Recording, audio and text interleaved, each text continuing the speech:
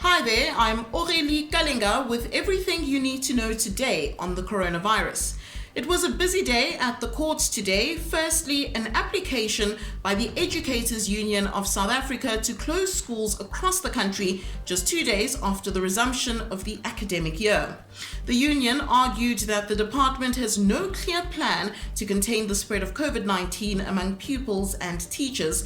It lost its court bid.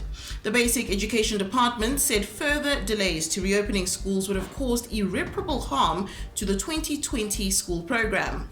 Meanwhile, legal arguments were also heard in the Fair Trade Independent Tobacco Association's case, which is challenging Lockdown Regulation 27, which prohibits the sale of the products.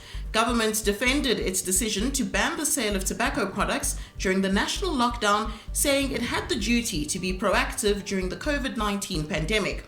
The matter has been adjourned, with the full bench saying judgment would be emailed to parties at a later stage.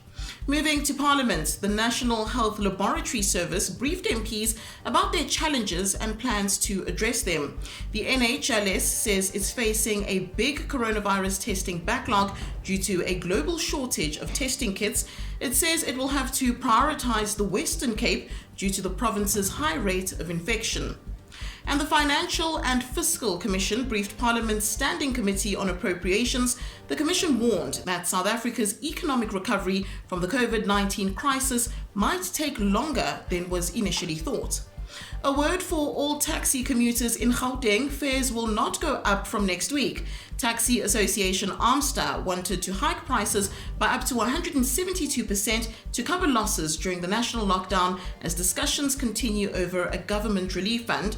But after a meeting between government and the sector today, it was decided that prices would stay the same.